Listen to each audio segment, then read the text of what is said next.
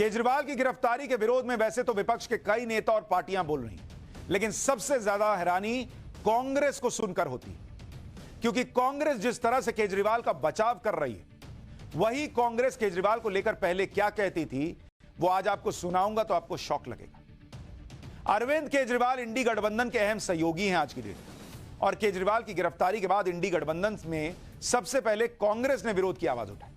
कांग्रेस के सारे बड़े नेताओं ने सोशल मीडिया से लेकर हर जगह केजरीवाल की गिरफ्तारी का विरोध किया। राहुल गांधी, प्रियंका वाड्रा, शशि थरूर, मल्लिकार्जुन खड़गे, ऐसा लग रहा था कि केजरीवाल की गिरफ्तारी से लोग बहुत दुखी हैं। शायद कांग्रेस यह भूल गई कि यह वही केजरीवाल है जिन्होंने दिल्ली में कांग्रेस की जमीन पर अपना सियासी महल खड़ा किया। कांग्रेस यह भी भूल गई कि जिस शराब घोटाले में केजरीवाल गिरफ्तार हुए हैं, उसी घोटाले को लेकर कांग्रेस नेता बाकायदा प्रेस कॉन्फ्रेंस किया करते थे। कांग्रेस के उन नेताओं के बयान सुनाऊंगा जो राहुल गांधी और कांग्रेस की पोल खोल रहे हैं, लेकिन उससे पहले आपको दिखाता हूं कि कांग्रेस नेताओं ने केजरीवाल की गिरफ्तारी पर कैसे कैसे बयान दिए। कल जैसे ही ईडी ने केजरीवाल को गिरफ्तार किया तो राहुल गांधी ने सोशल मीडिया पर लिखा कि डरा हुआ तानाशाह एक मरा हुआ लोकतंत्र बनाना चाहता है। अब चुने हुए मुख्यमंत्रियों की गिरफ्तारी आम हो गई है, इंडिया इसका जवाब देगा। यानी यहां भी नरेंद्र मोदी को घेर लिए। तानाशाह आदमी होता है तो 9 समन भेजता है बॉस, पहले समन पर टांग देते। प्रियंका वाड्रा ने लिखा कि चुनाव के चलते दिल्ली के मुख्यमंत्री अरविंद केजरीवाल को इस तरह से टारगेट करना एकदम गलत और असंवैधानिक है। राजनीति का स्तर इस तरह से गिराना न प्रधानमंत्री को शोभा देता है, न उनकी सरकार को। शशि थरूर ने लिखा कि दिल्ली के सीएम की गिरफ्तारी की खबर से स्तब्ध हूं। कांग्रेस के बैंक खातों पर उसको आर्थिक अपंग बनाती रोक के बाद ऐसा होना यह साफ करता है कि भारतीय लोकतंत्र को नष्ट किए जाने का सुनियोजित प्रयास चल रहा है। वो अकाउंट फ्रीज करते हैं, वो हेमंत सोरेन को गिरफ्तार करते हैं, वो अरविंद केजरीवाल को गिरफ्तार करते हैं। इससे पता चलता है कि शहंशाह कितना डरा हुआ है, यह भी लिखा गया। यानी कांग्रेस चौतरफा नरेंद्र मोदी पर हमलावर हो गई, यह दिखाते हुए कि वो केजरीवाल के साथ। यानी कांग्रेस नेता खुलकर केजरीवाल के समर्थन में दलीलें दे ना रहे हैं, गिरफ्तारी को गलत बता रहे हैं क्योंकि नरेंद्र मोदी को घेरना है। लेकिन यह वही कांग्रेस है जो शराब घोटाले पर केजरीवाल की जमकर क्लास लेती थी। आपको कांग्रेस नेता अजय माकन का पहले एक बयान सुनाता हूं। फरवरी 2023 का महीना था। अजय माकन ने बाकायदा प्रेस कॉन्फ्रेंस करके बताया था कि शराब नीति में घोटाला कैसे हुआ और कैसे 100 करोड़ रुपए की रिश्वत ली गई, कैसे कमीशन का 6% किकबैक आम आदमी पार्टी को दिया गया। आज नरेंद्र मोदी को जो कांग्रेस घेर रही है, तानाशाह बता रही है, उस कांग्रेस के बड़े नेता अजय माकन फरवरी 2023 में क्या कहते थे, सुनिए। फिर आपको बताऊंगा कि कांग्रेस की नेता सुप्रिया श्रीनेत केजरीवाल जी पर कैसे गंभीर आरोप लगाती थी। शराब का घोटाला क्या है, शराब का लिकर स्कैम क्या है?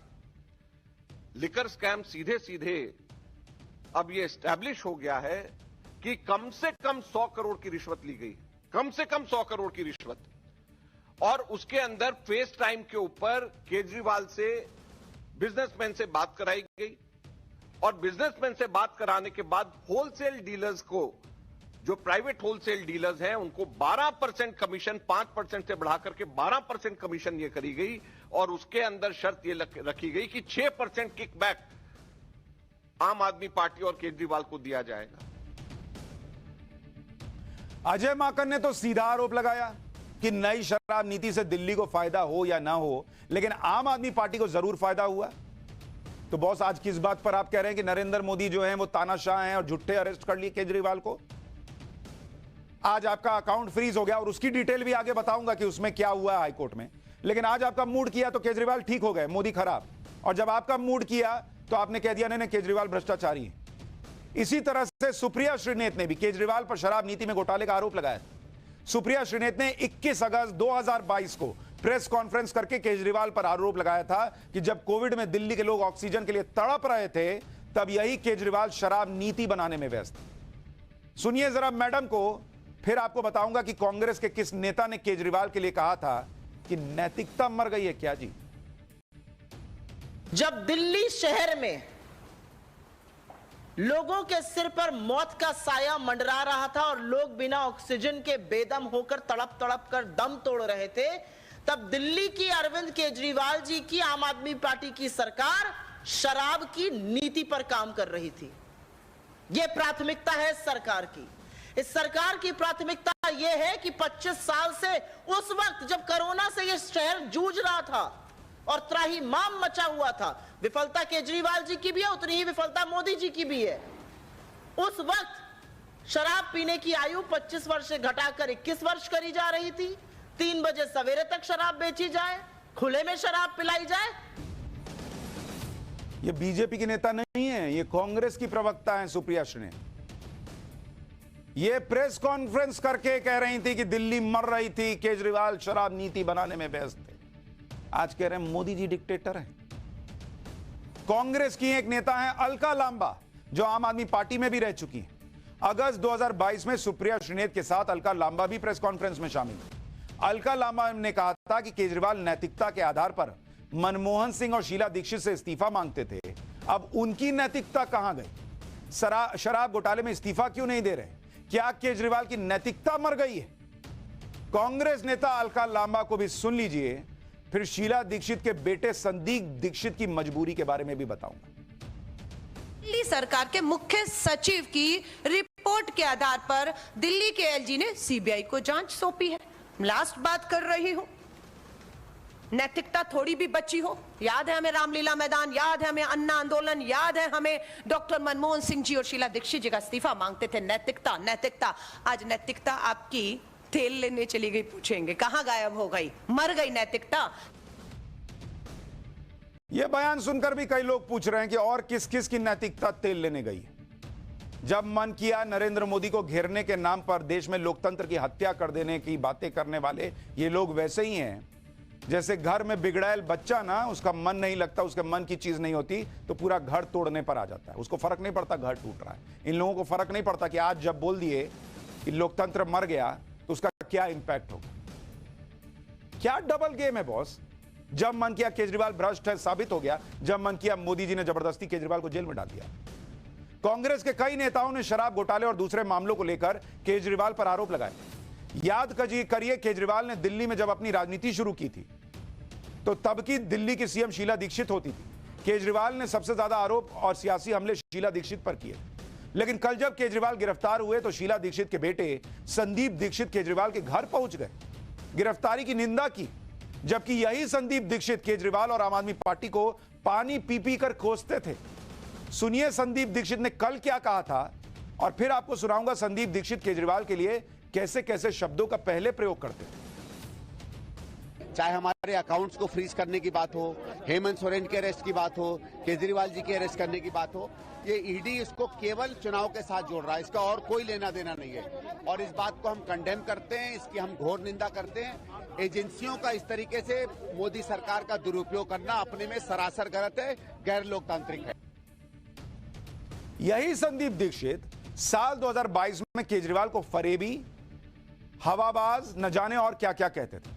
अब मजबूरी है कि उस आदमी का समर्थन कर रहे हैं जिसकी वजह से उनकी मां शीला दीक्षित पर करप्शन के आरोप लगे और उनका सियासी करियर खत्म हो गया।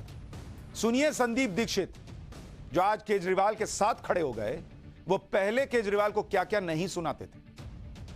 हिंदुस्तान के इतिहास में फरेबखोरी में और हवाबाजी में शायद इसका सानी नहीं है जो केजरीवाल है। केजरीवाल ने उस मामले में अपने आप को तो एक ऐसा यूनिक नेता की तरह स्थापित कर दिया जो शायद न भूतो न भविष्य। इससे पूछो कॉमनवेल्थ में क्या हुआ तो शिक्षा की बात करने लगेगा। इससे कहो तुम्हारी शिक्षा फ्रॉड है तो अस्पताल की बात करने लगेगा। इससे कहो अस्पताल तो तुमने एक नहीं बनाए, डीटीसी बस की बात करने लगेगा। इससे कहो तुमने बस एक नहीं खरीदी, महिला सुरक्षा की बात करने लगेगा।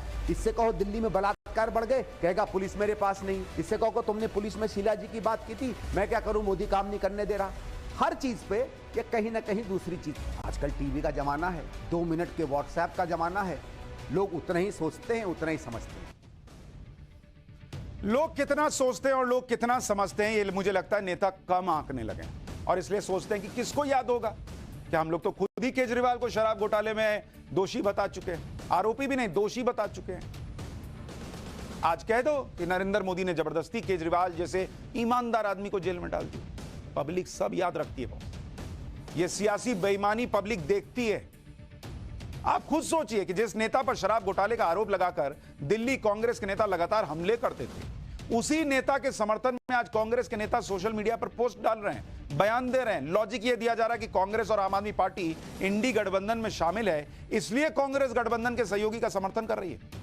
लेकिन क्या बात इतनी ही है? क्योंकि सवाल इस बात को लेकर भी खड़े हो रहे हैं कि आम आदमी पार्टी अगर कमजोर होगी तो सबसे ज्यादा फायदा तो कांग्रेस को होगा, क्योंकि दिल्ली में कांग्रेस को हराकर सत्ता में कौन आई? आम आदमी पार्टी।